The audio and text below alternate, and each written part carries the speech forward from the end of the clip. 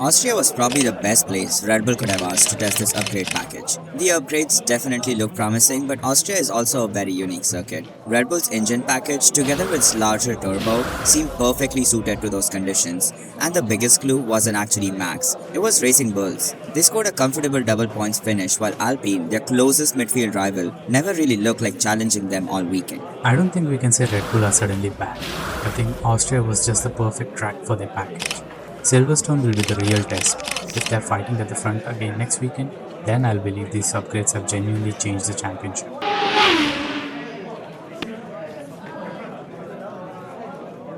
Austria didn't convince me Ferrari are slow. It convinced me that they still don't fully understand the car.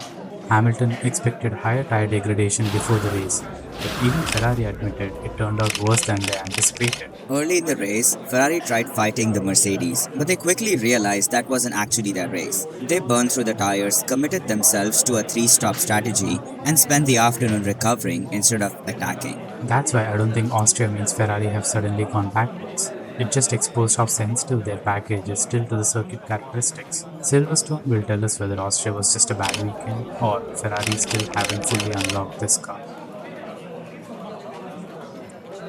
I actually don't think Austria showed us how fast George Russell is. I think it showed us how fast the Mercedes really is. Up until now, George has kept saying he hasn't fully connected with the car. Then after qualifying, he said something completely different. He finally felt like the tires were in the right window, the balance was exactly where he wanted it, and for the first time all season, since Australia, he could attack every corner with confidence. Because if George Russell, who we know is one of the best qualifiers on the grid, is finally driving the car the way he wants to, then maybe we've never actually seen the peak performance of this Mercedes. And that's what excites me heading into Silverstone. If Austria wasn't a one-off, Mercedes might have another level that nobody has seen yet.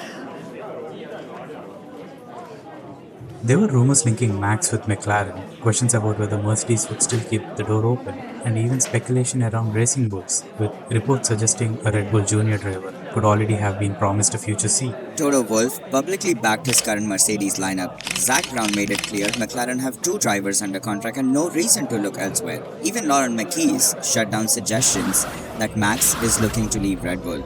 Nobody moved, but everybody felt the need to respond because we are almost halfway into the season and the silly season hasn't just started yet.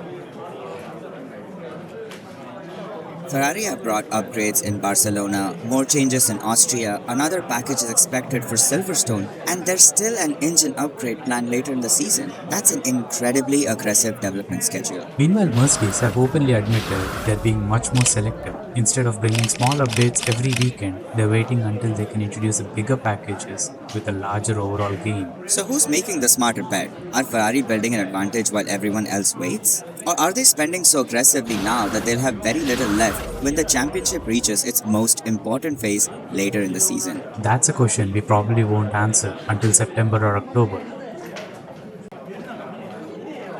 Mercedes have finally found their sweet spot. Now, I think Austria simply suited them perfectly. I think Red Bull's upgrades have genuinely put them back in the title fight. Maybe the altitude and cooling requirements just flattered their package, but Ferrari will definitely bounce right back.